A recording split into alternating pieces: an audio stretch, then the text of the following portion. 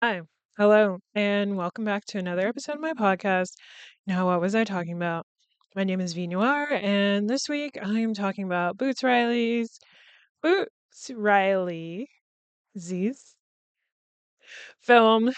I love boosters. And if you were watching this on Patreon, which should be on my paid tour tier now because my RSS feed is back, you can see my cats in the background. I have them playing a game on my tablet so they can be distracted because I have my door fully closed. I am recording this later than I wanted to. I wanted to record this last night, but then I ended up, I don't know, other stuff just ended up happening. But I did upload a spoiler-free version of my review of this film. And it also ended up being like me talking about a bunch of different other stuff. Because I was like, oh damn, I really can't say too much because there's so much that happens in this film and it's like hard to not spoil anything. But I will say that during this review I will spoil like everything. Everything. It is kind of funny because apparently people were walking out of this movie as well, and I'm like, so y'all just hate whimsy. No. I don't know why I went away from the mic to laugh, but we will laugh on the mic, okay? Like we're gonna have some fun on the mic. I don't know why I'm saying or doing that, but I'm like seeing myself and I'm like, oh, okay. Um, oh, so yeah, before I do anything else, let me get into the synopsis, which I mean, it is kind of funny to read out a synopsis because I don't usually read the synopsis. I kind of saw the trailer, like previews of the movie beforehand, but I was like, I want to go into this completely blind. I don't want to know what's going to happen, like legitimately. So it is kind of funny and kind of fun to just read off a synopsis for the podcast because I'm like, I don't know if y'all are ever going to watch the movies that I talk about. I just like talking about movies, but stop recording briefly because my cats wanted to leave my room, of course, and now um they're both in my room and out of my room. I'm just like I didn't want to have to go back and edit out me getting up to leave the open my door and everything and also to edit the audio for the podcast version of this. The audio only podcast version of this because that would take more time and I'm already late to posting this today and so I want to make less work for myself. We love making, having less to do, right? Anyway, so to get into the synopsis, a group of shoplifters take aim at a cutthroat fashion maven by stealing her clothes and reselling them at a lower price when they call fashion what they call fashion forward philanthropy. Um, and I'm like, I guess. Well, okay, it's kind of funny to call them shoplifters. I mean, they are shoplifters, but the term is boosters or boosting. Like they're boosting clothes and everything like that, and so they're called boosters, like that's what the boosters in the title comes from. Um but man, this movie gets really crazy. And now my big guy is trying to leave the room. I hear him at the door. And I'm gonna stop again. Oh, my cats are probably like, what are you doing? Because I never have my door like fully closed, even for past episodes. Um, when I would be recording, like the door would be mostly closed so they could come in and out. But now they're like, you're closing the door fully. We can't leave and come back when we want to. What's going on? So this will be interesting. Um, But yes, so that is, I mean, the whole specifically going after a particular person um to boost from, that's like a little bit later because I mean in general they boost high-end stuff and then resell it to their community at lower rates. I mean that's what people who like steal and then resell do. They just do it for their community to make some cash and then also provide stuff. And like the whole thing about it being fashion forward philanthropy um, is like, sort of giving back to the community. And we do see little scenes of like there was this one mom and her child who were very thankful to them for always selling these clothes and stuff because they were able to have clothing throughout the school year and everything like that. So it's like, yeah, they are giving back and they what they're doing is meaningful for their community. I mean, and usually I'm like, because I feel like this film is similar to Sorry to Bother You. It's like it is based in reality, but it's also like an elevated reality where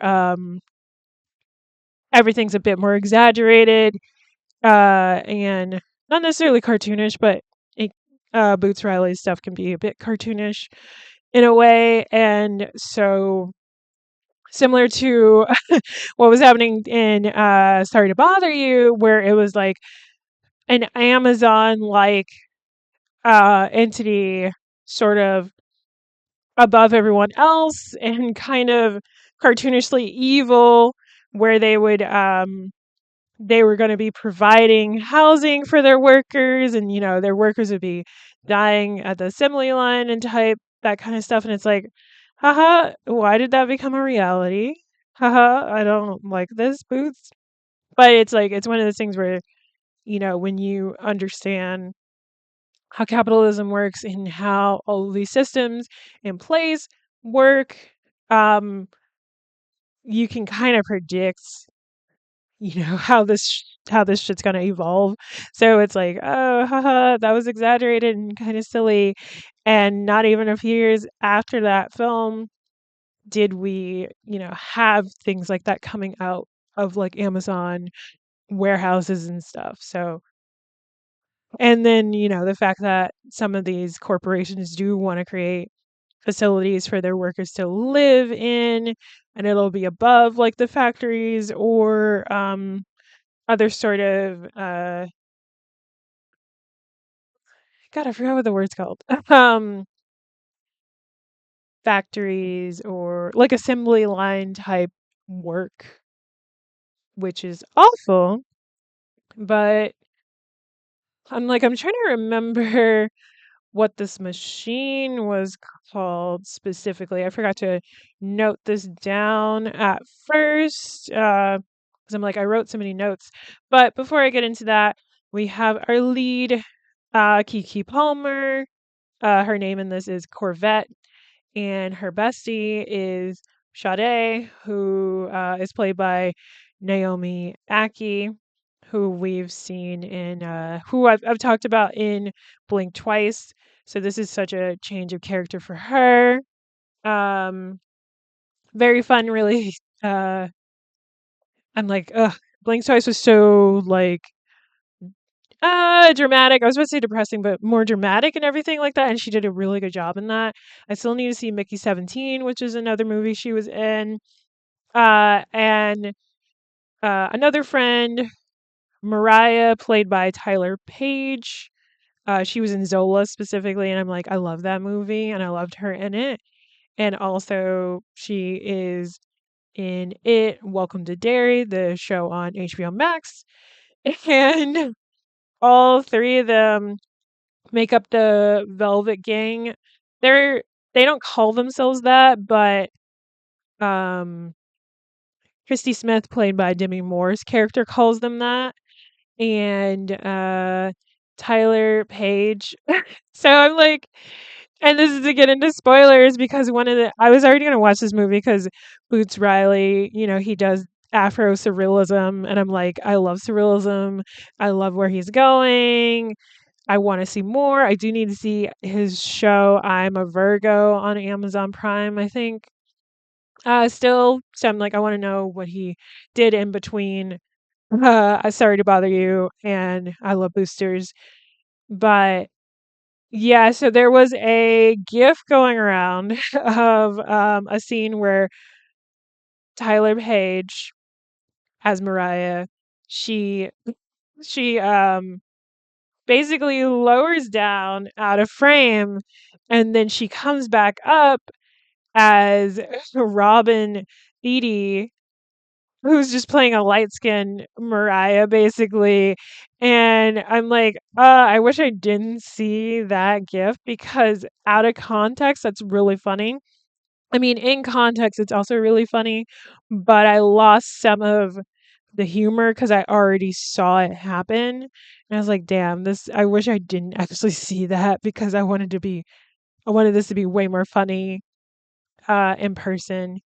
And I mean, it was still funny, but I was just like, damn, that kind of took some of the funny out for me. But um, so yeah, all three of them, and so to get into why she did that, usually when they're boosting, it's the three of them that do the main boosting, and then they have essentially a white woman, which I don't know why I couldn't find her. I want to say her name was like Paige or something. I don't know who she was played by. Let me see if I can find her. If I can find her. Da, da, da, da, low class. Dun, dun, dun. Yeah, because they just get into the other people, and I'm like, there was a white woman that was like a cover for them because basically they would be in there, and because they're, you know, obviously black, it's like they're gonna get, stereotyped into not being able to. Oh, maybe that's who Stevie is. I thought Stevie was um the assistant. Oh, I think this is her. But now it's like, who's the assistant? Oh my gosh. See, I was like trying to collect all the people. Oh, no, that's the manager. Yeah, I don't know. This is kind of annoying. So there's a character named Stevie, and I'm assuming Stevie is the white woman. 'Cause I'm like, it's not that many white women in this cast, which is kind of funny. She's played by Rachel Walters. I'm like, maybe I'll just look up. Oh, I'm like, she was kind of not really in the movie for that long, and I think that's also why. I'm not really remembering what she looked like. I love posters. I'm like, please show me one image, just one. Yeah, I'm like, she was really barely in the movie, and we had to do the gag of Robin Thede doing a cameo because okay, so what I was trying to say was like, they usually when they're boosting, they it's the three of them, Corvette, Sade, and Mariah, who are the main we're gonna grab and go people. And then they have Stevie, I guess, uh, in as their white woman cover to distract the workers so that they can get away with it basically. But because Stevie wasn't available, um Corvette was just like, okay, maybe we shouldn't do this. Maybe we should do this another day. And Mariah was like, no, I have a trick. We can do this. If I just hold my breath, and then she lowers out a screen and then comes back up as Robin Thede. And then she comes out of it because she's like, oh, I'm out of practice. I haven't done this in so long. And it was just like, this is so fucking funny. What the fuck? To be in Boots Riley's brain, man, because like to come up with that, but I'm like, that's also kind of um that feels within the same realm of sorry to bother you comedy because of like the whole white person voice, and like rather than it's like a black person talking proper or whatever, similar to how I speak, quote unquote, and it's like shut the fuck up. um it was just like actual white people doing a voiceover like ADR in the film, and I was like, that's just really fucking funny. Like, but no, my cat wants to come in the room. I'm like, this is crazy. You're so funny. You guys are so funny. Um, and maybe I'll let him meow a little bit. If he's still meowing in a few minutes, I will pause again and just let him in. I'm like, ugh, my nose is itchy because of allergies. And I'm like, I did take an allergy med, and hopefully it'll kick in so my nose isn't itchy. I don't like itchy nose. Anyway, so that's the main crew. They boost. Um, Corvette is she's the main character basically, and she's kind of going through it a bit. She's squatting in a abandoned chicken restaurant. That's where some of the clothes that they boosted also lives. She is an aspiring fashion designer. She tried to actually send one of her designs to Christy Smith, and it got declined. But when they went in to boost from her, I was gonna say restaurant store, the design that got declined actually ended up showing up as like a new item in her store, and this is what kind of sets her off to wanting to just take from all of her stores. And but right before that,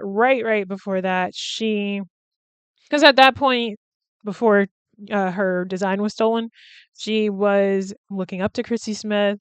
She wanted to be similar to Chrissy Smith, having a successful design business, fashion design business, and stores and stuff. Like why not? Like she's reading her autobiography and stuff. And so after they stole, after the whole Rob and Dee Dee, Lacey and Mariah incident, they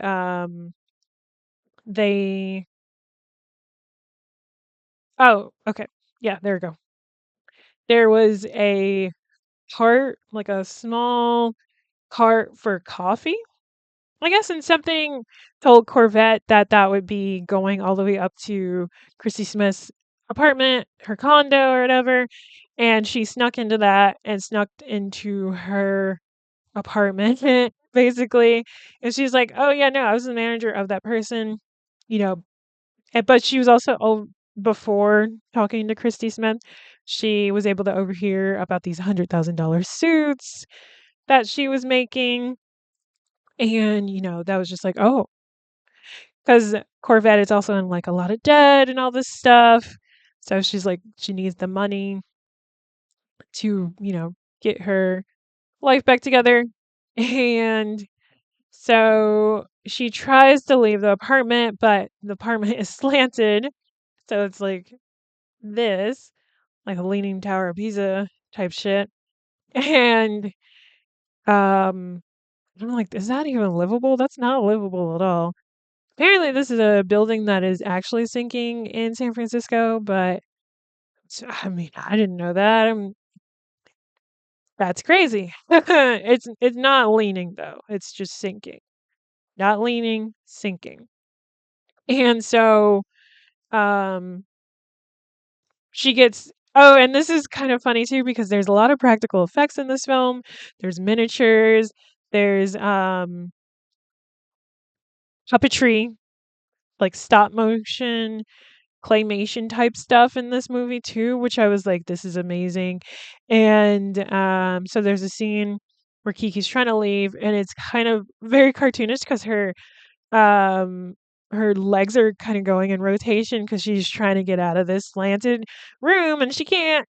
And that was like a practical effect where I'm assuming it was like kind of similar to like mannequin legs in like a circular thing that could be spun around to make this effect, and it was attached to her dress that she was wearing. So I was like, damn, that's cool. And I'm like, there is behind the scenes stuff coming up for me about this film that made me really excited to see it. And I'm like, this is so creative. This is like one of the most like creative things I've seen in a while. Oh my god, I keep moving my laptop. Um, and that's always inspiring for me because I'm like, I do love a practical effects moment. I do love a miniature moment. And it's inspiring to see just how far you can go, especially with a budget and with a team of people that can execute your vision. Because I'm like, yeah, no, there's no way I could do all of those things. Like, I would love to work with a puppeteer, someone who does miniatures and like special effects people. Um, and yeah, so after she finally escapes the apartment, then they try to boost another one of her. Why do I keep wanting to say restaurant? I'm not that hungry. Um, one of her stores, and that's when she sees the design, and she's like upset. And they, rather than like boosting everything, they because she needs a job. They all kind of do need a job, like extra money and stuff coming in. So they end up getting a job, and this is when we meet Grayson, played by Will Poulter, uh, Matt Massanen. Why can I not read right now? Violetta. I'm like it's like Mansion, but not Mansion. Who's played by he's played by Nija Bradley, who was in I'm a Virgo briefly, and Violetta is played by Isa Gonzalez, who was in Baby Driver and Three Body Problem recently. And they're just like workers. And we get introduced to them because they get their paychecks, and their paychecks are only like $38 and $43. And they're like, hey, so what the fuck is this?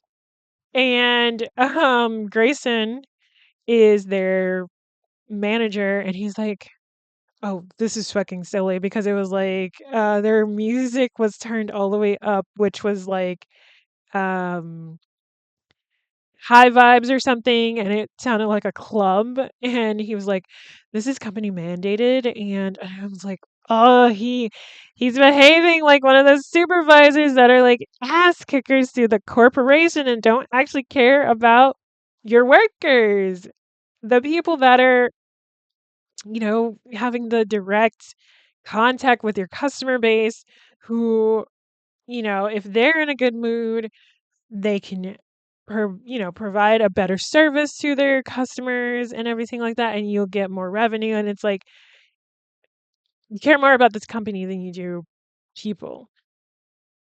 And I hate supervisors like that, especially when it's like a big corporation. And then of course they probably say like some shit like, oh, we're a family here. And it's like, so you're an abusive family, because this is not how I would like to be treated in a family unit. But I digress.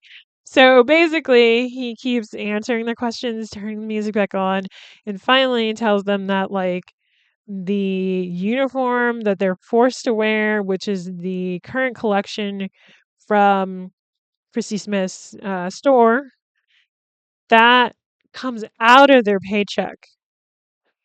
And it's like, what the fuck do you mean?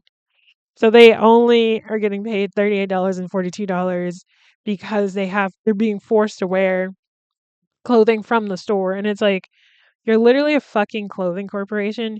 You could literally just write this shit off and give it to your workers to wear, because what do you mean? Like, literally, what do you mean?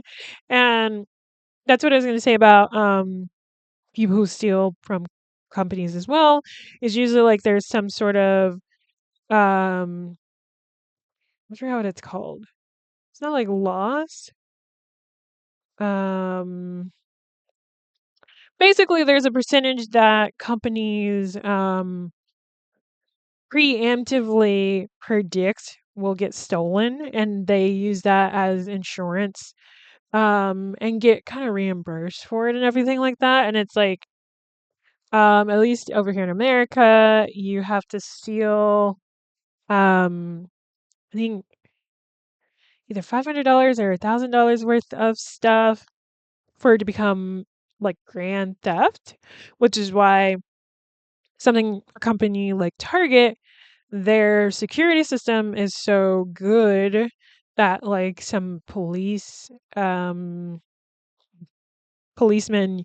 use it because they're building cases on people in order to catch them and arrest them and put them behind bars for grand theft, right? Because if you're only stealing a little bit here, a little bit there, and it's less than that amount that I said, I think it's probably more than what I said. It might, I don't even know. And I only really know that amount because when I worked at the store called Good Vibrations, which is a boutique style sex store, like it was created in like the late 80s. So it was like more like feminist, um, centered, and trying to be more welcoming for women, specifically women as a clientele, because a lot of sex shops are kind of grimy and like kind of weird and like dark and shit. Um, I mean, it was cool to work there for a bit, and not to go too much on a tangent, but like, so when I worked there, I was like, why am I interacting with the cops more than I would like to? Because people would come in there and steal high ticket items because sex toys are expensive. And the store was set up where it would be like low end to high end. Usually people would be stealing like the vibrators, like more of like the magic wand type stuff. We had Lilo as a brand, and Lilo starts at like $200. So people would be stealing that kind of stuff. And then my manager would be having us call the cops on these people, and it's like, or they would go so far as to try to chase them, and I'm like, there is no reason for you to leave the store over someone stealing a sex toy. It is not worth your life. Literally just let it go. And like I said, there overhead, there we go. That was the phrase I was looking for. There's like a certain overhead that people are anticipating being stolen. And I mean, it did get to the point where it was like the same person stealing, and that's when the cops were talking about that. And that's how I got that information. So it's like, yeah, we could build a case on this person because of that, because they kept continually stealing toys from us. They're stealing dillies, which was like in shop nickname for dildos. But I mean, that was an interesting place to work. I gained more of an understanding on like my gender identity because I was working with other like non-binary, agender, trans people, and I was like, oh, I don't think I've ever actually thought about how I feel about my body and my gender presentation. And I was already like around people. I was already like an ally, quote unquote. And but really to sit, because there was definitely times where we just didn't have anything to do. So for me to just sit and think about that, helps. And this store also sold books, so I also read up on some things as well. I don't remember what the books are called. Sorry. Just go into the store, figure it out. No, I'm joking. And yeah, I was like, "Oh, that really helped me." And just like in general, um, I'm a pretty introspective person, and that was just like one of those things that I never actually really sat and thought over. And yeah, no, that was nice. I I gained that knowledge about myself, and um gender expression and identity is such a journey. It's a spectrum, and God, what the hell was I talking about? Oh, so yeah, it's like I think what was kind of fun about this too is like even though, they're boosters and everything like that, the fashion in this was so fun. And the to talk about the costume designer really quickly, uh Shirley Kurata, who also did the costume designing in Everything Everywhere All at Once. And apparently she only had like a month and a half or less to prepare for that movie as well as this movie for everything. And it's just like, oh my god, no wonder everybody looks fucking fabulous because Everything Everywhere All at Once being one of my favorite movies from 2022 along with Mr. Malcolm's List. Um like the costume design. It was so good. And it's like, okay, yeah, of course the costume design is it in this is good because she was behind it. I mean, obviously, there's a team of people, but she's like the lead person. And yeah, no, it was so good. And to sort of talk about the production design, do I want to talk about that? Let's see. I'm like, I have a list of so many things. I've already talked about. Oh, okay. Before I move on to the other characters, I do have to talk about the demon in the room, Lakeith Stanfield playing Pinky Ring Guy. I'm like, that's all it said in the IMDb credit. And I'm like, that's crazy. Pinky Ring Guy. And whenever he would talk, okay, so, because again, these are all spoilers. This is gonna feel like it comes out of left field, and I mean, it doesn't and it does. I'm like, what is her name? Because I wanna look Keith.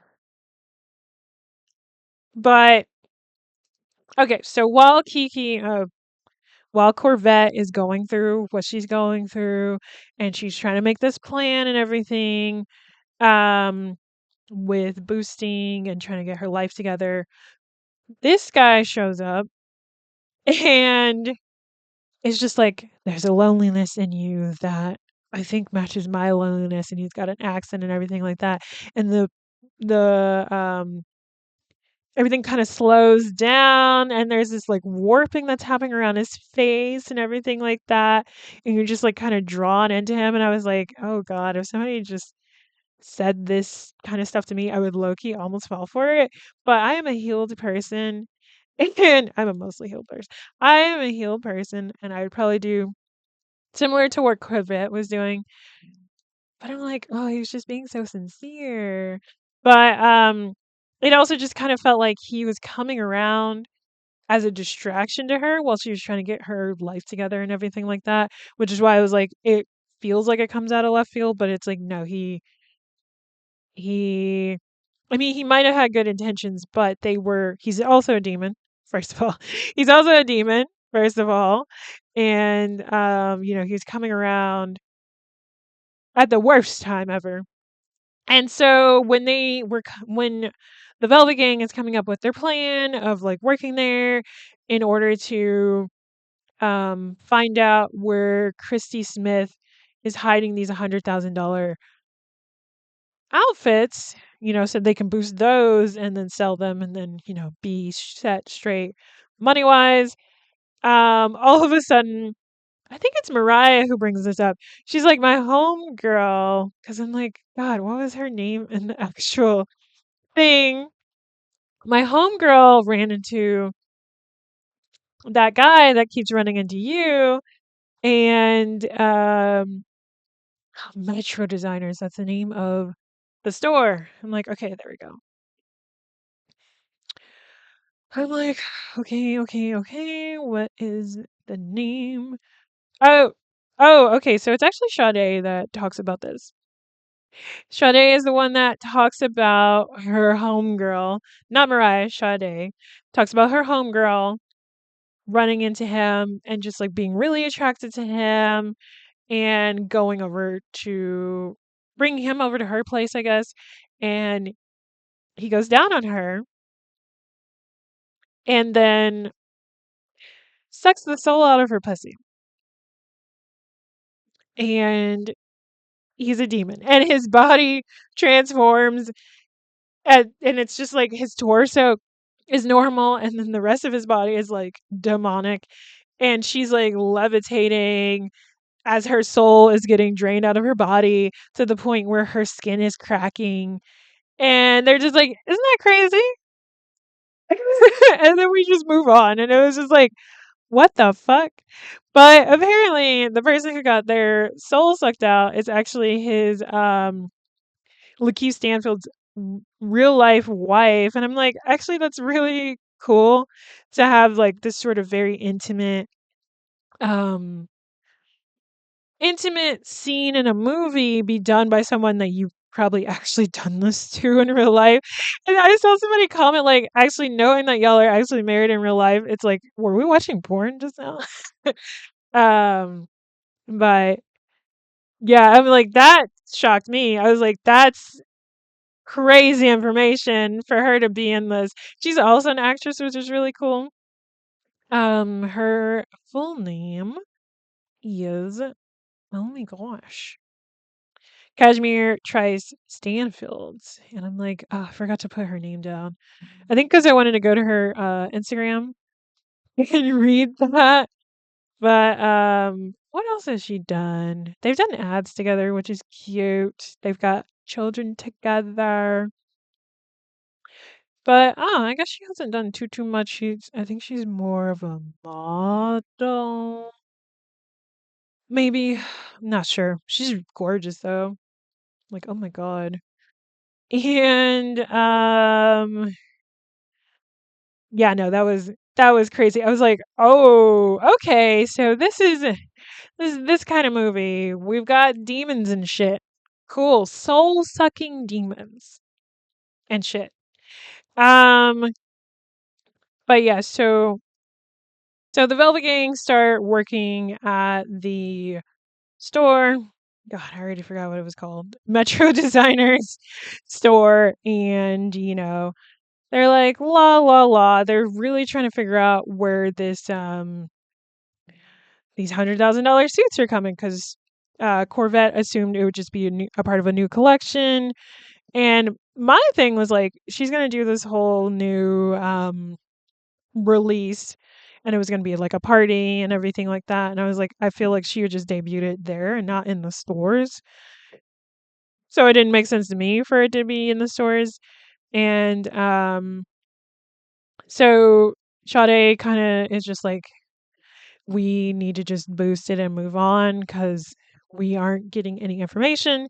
And on the day that they plan to do it, um, all of a sudden they go in the back and there's like a meeting and everything with Grayson. And my nose is less itchy, but now I feel like I have to sneeze.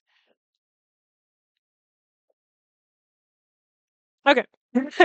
They have a meeting very quickly and then they come back and everything is gone. And they're like, what the fuck happened? And so I'm trying to remember who does it. Wikipedia is not helpful. Um, Maybe Mariah does it or Sade does it. One of them is able to not only get the security footage, they also just end up quitting. And at that point, Violetta was like, no, we need to protest this place because we aren't getting paid, y'all aren't getting paid. Like, come on, we have to do something. And the girls are just like, it is what it is. We're quitting right today anyway, so it doesn't matter to us. And Violetta is just like, come on, we gotta work together. And I mean, at the end of the day, like that is kind of the theme of this movie, of like our struggles being interconnected, and if we just work together to overthrow oligarchs, we'd be in a better position. But and that's like where we get in the end. And but before that, they look at the security footage camera, and I'm like, I figured that they also did this thing where they shot it in reverse, so everything was thrown and then they reversed it. And I'm like, that's such a fun trick because I did that with the short film that I made where someone was getting beat on their hand, the hammer, and I just shot it in reverse. So it was the hammer coming off the hand, and then I reversed it in post so it can look like he's getting his hand smashed. I gotta clean up that edit a little bit more so it's more believable. But it still came out good. That's like the only like thing with that short that I want to do to it because otherwise I'm like, I'm done.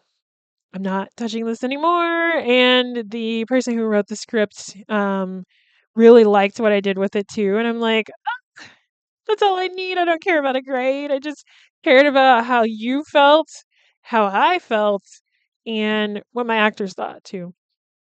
And everybody liked it. So that's it. Will I release it publicly? I have no idea. No idea whatsoever, because it's not, because it is a comedy, but, I'm like, no one pays attention to my podcast. But yeah, it's like a comedy about a fake company that creates curse words, and I did it in like a mockumentary style film, which, I really enjoy that, and I have like a camcorder that I used, we couldn't shoot and direct at the same time. This is for my directing final. We couldn't shoot and direct it at the same time, so I didn't shoot it. I think for my next short film though, I do want to shoot it because I want to do um some guerrilla style filmmaking where it's like no permit type shit. So it'd have to be a small, small crew, like basically me, the actors, basically two people, me, two actors, and a fourth person to be like the lookout person, essentially. Maybe the sound person. But my camera, it's a camcorder. It has its own mic as well. So it might be okay, but we'll see. But yes.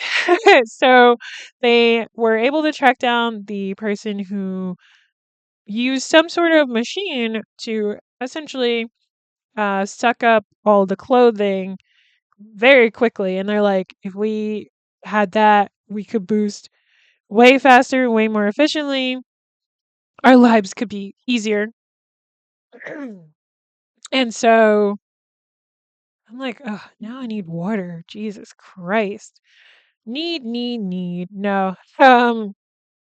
Take care of yourself. Drink water. It's very important. I'm like, I just came back from the bathroom. But anyway, so um turns out this person, played by Poppy Lou, her name is Jung Hoo in the movie. She is actually from China. She worked in the, oh my god, I forgot the name of this damn store again. She worked in Metro Designers. I keep wanting to say Metro Booming, and I'm like, that's a musician. She worked at Metro Designers factory in China where they were getting paid like nothing, and people were getting lung cancer and dying actually from doing this not an acid treatment but like a just some sort of treatment that would be done to jeans in the factory, and they were just like enough is enough, and her cousin Lee Pan, played by Alan Z, were sneaking around in the um, ducts and were able to discover this machine that was being worked on in China, and either the US or another country some European country if it was in the US. And they decided to sneak and steal it and hide it. And oh, that's what it was. Their aunt actually ended up passing away, or her aunt ended up passing away, which is Lee Pin's mom, I believe. And so, yes, this device was getting created so they could cut shipping costs and make even more money because it's like, oh yeah, if you teleport a product to the person in like seconds, you're gonna save so much money on shipping. Like, wow. Um, which is so fucked up. I'm like, this is what you're gonna use that technology for? But yeah, so they stole the machines, left them in the ducts in the warehouse, but it was got to a point where the corporation was like, we need to find them. And literally were searching every single worker's like house for them. And it was just like, oh no. So Lee Pan and John Hu, ooh, I gotta work on my Chinese pronunciation actually. Um Decided to, fight back against this corrupt corporation because, like this is fucked up. They just lost a family member. No one's getting paid. The process to do the genes is endangering people's lives. And I'm like, they're not even using like any sort of PPE. They're just using like not even a mask. It's like a bandana type style thing to cover their mouth. And I'm like, yeah, of course, these people are getting cancer because they aren't even really, using proper protective gear, you know, proper equipment. Me trying to say the acronym, but fully. But, and so they decide to just steal all of the clothes from Chrissy Smith's clothing places, because, they want to just do something to hurt her like they have been hurt and like hurting her pockets is where they thought this would work out. And so while this is happening, she just assumes it's the Velvet Gang again doing this, and it's like, no, it's this other person. And so they decide to work with her to not only boost stuff, but also her Christy Smith's company. And they basically they set it up so that the teleporter sends clothes to China, and then a percentage of it is sent to Corvette's house so that they can still boost and everything like that. And at first, it's like they work together as a team. They try to establish that like this is in order to get back at Christy Smith, but also in order to have better working conditions for the people in the factories. And Corvette is kind of like about that part, but eventually she turned around in the end. But God, I just said but so many times. But.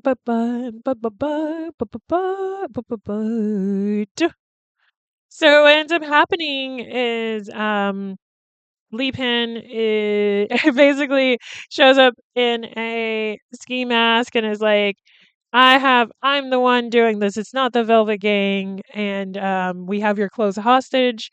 And Christy Smith is just like, I'm not falling for this. I'm not going to do anything. The working conditions are fine. Yada yada, all this nonsense. And so it gets to a point. Actually, what? I'm trying to remember. Like I saw it a few days ago, but honestly, there is so much going on in this film. Like, it's the music, it's colorful, it's vibrant. I'm like the cinematographer, Natasha Breyer, really fucking did that shit with these anamorphic lenses and working with Dan Suzaki. Oh my god, I blacked out for a second. Suzaki, who is he works with he works at Panavision. Jesus Christ. he works at Panavision, and he's the one that does the custom lenses and things, and worked directly with Natasha Breyer to create the different things that she wanted for the look of this film. And he, in general, through Panavision, does that for other cinematographers and filmmakers, and he has been doing that for the last like 3 decades, um, which is really awesome. His dad is the one that kind of got him into this optics business. He went to school for it as well as an engineer, and I was like, that's such a cool fucking job. That's a cool career to have. Because I'm like, you're creating the lens and the look. And they also used vintage lenses for the specifically the demon part of the movie. Whenever I was supposed to say Shia LaBeouf, whenever Lakeith Stanfield would show up, they were using like a vintage lens to get that sort of warping. Because what Dan Suzuki was saying is like, um, nowadays in this day and age, you have these perfectly made um cameras that are like symmetrical and everything like that. But the thing about vintage lenses is that they're imperfect, which sort of mimics how our eyes are in general, which makes it really fucking cool, you know? And I'm like, oh God, I'm like, that's so, oh, I love cameras. I love lenses. I love shooting things, and I think it's really fun. And so what they were realizing, and because Violetta kind of shows up as well, because she's been like not stalking them, but like watching them. I mean, I guess, yeah, kind of stalking them a little bit. But she runs into them and tries to convince them to fight for the poor working conditions. Because again, like I said, the Velvet Gang wasn't fully on that side of doing that. And when she runs into them again, she realizes that their teleporter isn't just a teleporter, it's a situational accelerator and a deconstructioner. So when they realized there was like a deconstruction setting to it, they were like, oh, we don't even have to teleport the clothing out. We can deconstruct it, and it goes into its basic forms, like material deconstruction. And they accidentally hit, I want to say Sade with this, or was it Mariah? And when she got hit with the deconstructor, it went so far back in time that it was like her parents fucking, and I was like, oh God, that's awkward as hell. But you know, it's like, okay, you deconstruct a person, and if the setting isn't super strong, it goes to the point of them getting conceived, and it's like, oh, that's crazy. And yeah, they accidentally hit her, and then when they hit the actual clothes, it got deconstructed to um the material of the clothing, and it was actually to the point where Junhan, she had a cut, but when they hit deconstruct on these clothing, her cut went away and it healed because the clothing was also probably clothing she had worked on. So when it got deconstructed, you know, like her blood, sweat, and tears that went behind that clothing also went back to her body. So she was healed. And I think they also realized that when they deconstructed a lot more clothes, all the workers that worked on these clothing got more healthy. So her mom, played by Ming Sun, uh, who was actually also getting symptoms of like lung cancer, healed up after all this deconstruction because of that. And I'm like, that's really sick. And so, okay, okay, okay. So that was happening. And so, yeah, they decided to infiltrate the Metro Designers like fashion show that I was talking about. And it actually ends up they actually end up getting helped by Lakeith Stanfield's character, Pinky Ring Guy, which is that's such a funny because he got a pinky ring and he's got that hair. It's got a little curl in the front. It's like, oh, who is this? And but he helps them because he's actually going to be modeling because he's a model. He'd be modeling clothes, but he's modeling for Christy Smith that night. And he does his whole thing again, and he actually admits to Corvette that he is a demon, and he does suck the souls out of people by going down on them, not just women, but also men. Like, that's just what he does, but he doesn't want to do that to her. He actually wants to get to know her, and he tells her that um he confesses this to her and everything like that. And she's just like, "No, that's okay." Like, um I want to say later on in the movie. Oh, I will come back to this, but no, actually, I'll just say it now. Later on in the movie, he tells her that if he falls in love, then his demonness goes away. It's resolved, and she's like, "That's great, but I can't be in a relationship where the person doesn't go down on me because I actually like that, so we can't be together." And then he just kind of walks off all sad and forlorn. And I'm like, that's the end of that part of the movie. It's like, oh my God, we got a resolution here to this. And I'm like, damn. Again, I said I'm a healed person, but I'm like, something about a guy being sincere and a little pathetic. I'm like, damn it. I want to heal you. And it's like, no, actually, it's okay. You should heal yourself, actually. And I'll be next to you, being like, cheering you on. You don't need me to do that. You can do that yourself. I need to build myself up as well. This is why I said I'm a healed person. Because, yeah, we're okay now. We're okay. So, yeah, so now they are at the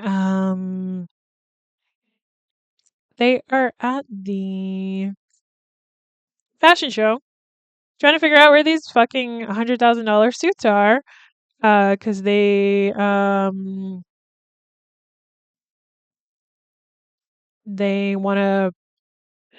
to boost them and then deconstruct the rest of the clothing because they're like, yeah, $100,000.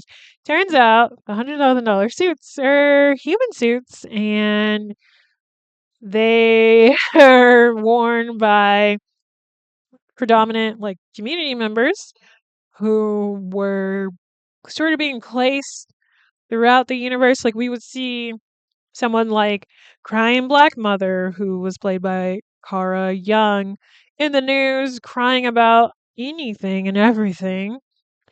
Um, Upstanding community member, played by Jason Ritter. And someone like Dr. Jack, who was basically doing a pyramid scheme that Sade was falling for and got Corvette involved in for a little bit, who was played by Don Cheadle. All of these people who were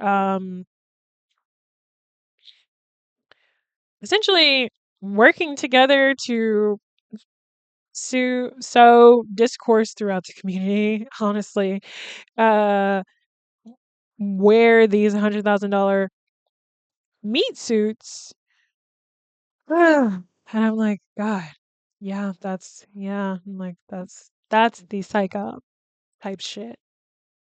This is That's the things that are working against people not to have people not realize that, like, we're all on the same page, you guys. Like, that is what's happening. And so, whew, what was I going to say? So, oh, and this is when we see the stop motion and puppet stuff coming in, and I'm like, oh, this is crazy because they like take off their skin suits, and then it's just um flesh and muscle underneath. And it turns out that these people are all working together and they share their skin suits and play these characters, quote unquote. And It's so fucked up. I'm like, that's crazy. But the puppetry was done by Miles Votic, who's also done stuff on Robot Chicken. He worked on the movie Marshall the Shell with Shoes and Wendell and Wild, and I'm like, oh, that's sick. And and talking about stop motion and special effects in general, because this is when we get more into the miniatures and really fun special effects, because basically they um after doing all the deconstructing and stuff of the clothes, and then they run off and find these meat suits that are $100,000. They drive off with the van of it, and then they also have um the machine, because it looks like it's just like a circular thing um that they are running around with, and the situational accelerator and whatnot. um they get into a chase, and there is some action and stuff that happens here, and there I saw some behind the scenes of this, where when the van goes through this window, it ends up being like a miniature van, and I'm like, oh, that's so cute. And there's like this whole there's a recurring theme of like all these Corvette's issues, sort of balled up and like sort of chasing her, and even that was like a miniature filmed.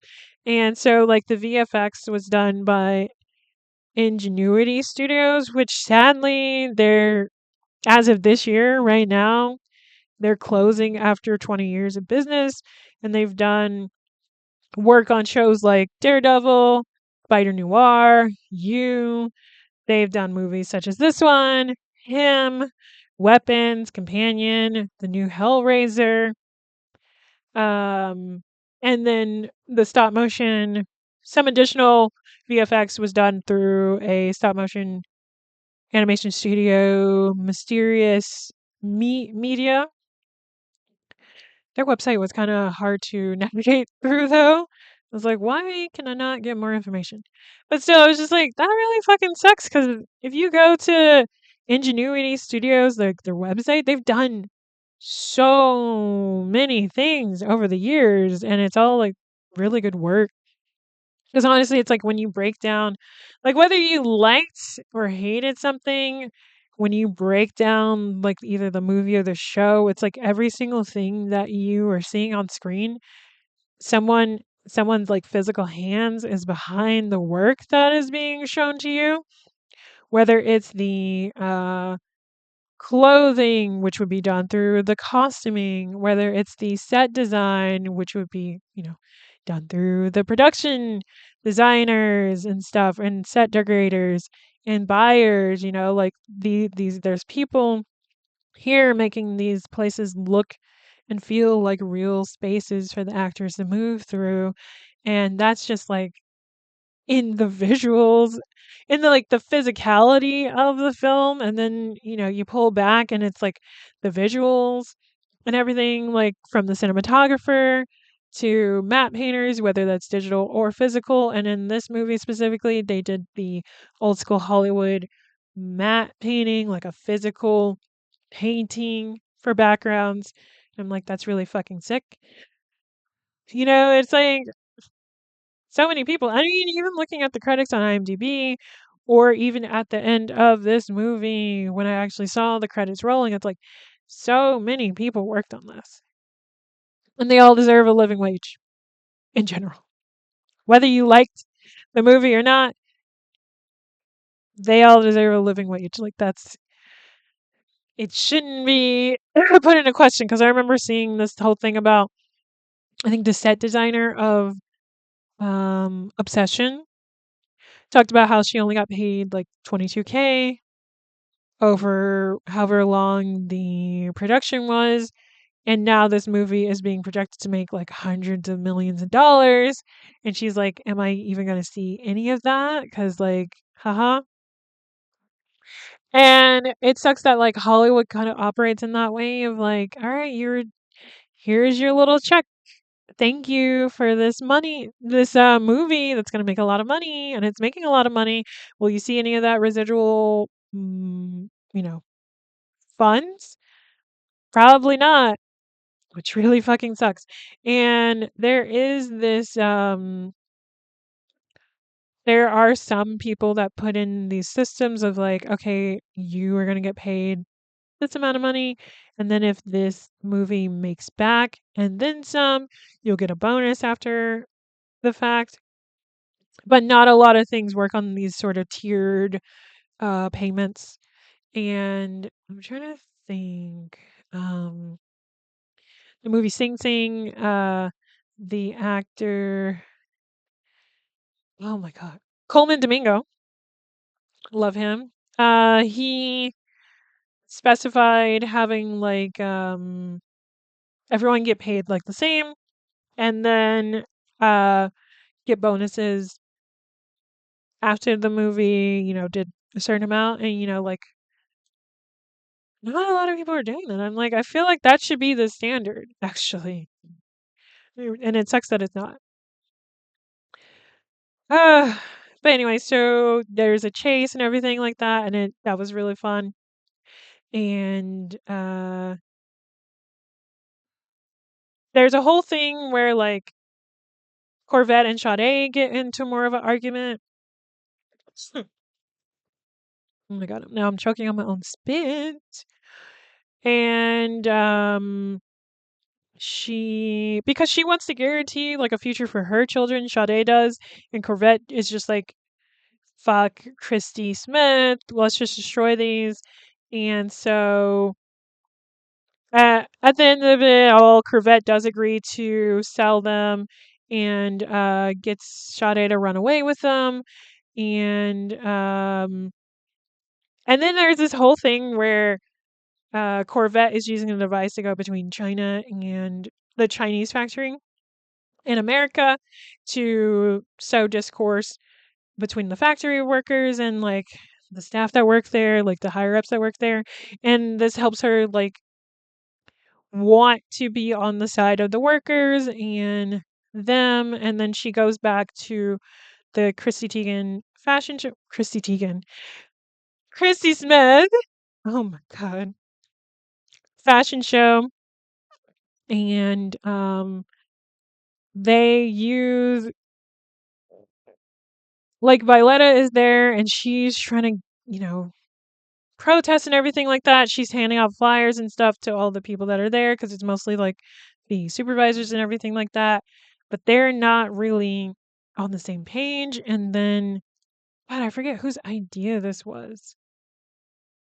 It might have been Violetta. It might have been um, Corvette. Somebody decides to do this, but they use the situational accelerator button on the machine on the crowd, which causes them to basically, because it's an accelerator, it accelerates them to the point where they would protest, and then they end up protesting Christy Smith, which gets the workers in China to have their rights. It gives them higher wages and everything like that, and essentially fucks over Christy Smith. But because of them protesting, both at the fashion show and at the factory, it sparks a worldwide worker protest where it's workers' rights and everything, and people are, getting better working conditions, but getting better pay. And it's like, wow, if we work together, you can be the change you want to see, basically. And then it goes into, Christy Smith is just like, you can't stop me. Da da da da. There's gonna be some other big bad, and Corvette is like, you also boost from people. Oh no, no, sorry. Christy Smith says this to Corvette, and oh my god, I really do need some water. I'm almost done talking. I swear. Uh, Corvette. It's just like, I'm not like you. I'm for the people, basically. We are for philanthropy and everything like that. And you're nothing, essentially. And then we get the scene that I was talking about where, like it goes away, where Lakeith Stanfield's character comes to her and she's like, I could be real, a real person. And she's like, yeah, no, I can't do that because I like oral. Sorry, bud. And then we also find out that Yuho's mother no longer has cancer because of the deconstruction that happened. And it ends with the Velvet Gang creating a community center for selling affordable clothing. Like, wow, happy ending. Workers' rights. Fuck capitalism, essentially. Like that's like Boots Riley is a communist, like he's a self-professed communist, and all of his ideals and stuff are very heavily written in this movie. And I'm like, it's like almost sci-fi in a way. Like I was saying, it is the afro surrealism because it is sort of within reality, but at an elevated point because there is the level of surrealism going on and everything like that. And and a level of exaggeration that happens with the situations and stuff. There's that sci-fi element with the teleporter and the deconstruction and the accelerated the situational accelerator aspect of it all. But overall, I enjoyed the movie. It was really fun and very colorful. Love seeing it in theaters. I was kind of late to watching this because it was no, I was late to watching this, but I knew I would be okay because I live in Oakland and he's from the town. So I knew this was going to stay in at least Grand Lake Theater, if not any other theater here. And it's still there. I'm like, it's probably going to be there for it's probably going to be there until like July maybe. And it's been out since like May 22nd. But I follow Boots on Twitter and I tweeted to him that I was finally seeing it and then he liked it and reposted it. And I was like, oh, that's cool. I love that. And I can finally say I've marked safe from Boots Riley because everybody would be posting about trying to see it, and then he would respond to them. And he's been like self promoting it a lot because they didn't have the same marketing budget, and something like Backrooms and Obsession are kind of overtaking the box office. Plus, there's that Mandalorian movie, like I was saying. It's like this is a smaller film and it's kind of niche. It's weird. Very unique though, very creative. But it's like, it could be a hard sell for people and it's just there's these other movies that are doing better. And like I was saying, it's like when bigger known movies from well known studios come out, they push out the smaller movies. So even though this movie was available in a lot more theaters after the first week, it went to like half of that, which is why he kept again self-promoting and going around and telling people to go see it when they can, because if you wait in certain parts of the country, it'll just be gone. Or it'll go to like split screenings, which is like when there's only one showing in the morning and one showing at late at night, which is really fucking awful. I hate that shit. And oh, he said that it's coming to Europe and worldwide in October, so they don't have to worry about any big movies or anything being out during that time. But yeah, I'm like, even though there was like soul sucking demons and miniatures and all this stuff, it's like I didn't feel it was fun to follow along. There's like the hi ho, ha ha ha ho song by the Tune Yards that's really fun. It's like the theme of it. Really fun soundtrack in general. It's not that long either. It's like an hour 40. I'm like, yeah, even though there was a demon in this, I didn't feel like I was forcing myself to watch a 3-hour movie because I just wanted to understand it more. And like, yeah, people did walk out of this, but I'm like, y'all are just not, where's your whimsy? Like I saw somebody say, it's like, there's so much going on in this. And yes, I'm like, I get people not liking it, but it is creative. And I'm like, y'all want original ideas, and here you go. And you don't want to support it? Okay. But anyway, that's going to be it for this week. You can follow me on Instagram at v_noir_. Uh, Support me on Patreon, patreon.com/v noirs film club. There will be a live version, like me talking to the camera version of this under like my paid tier, like $3 a month or something. This will be the first one of the month. And yeah, that'll be all. I'll see y'all next time. Bye.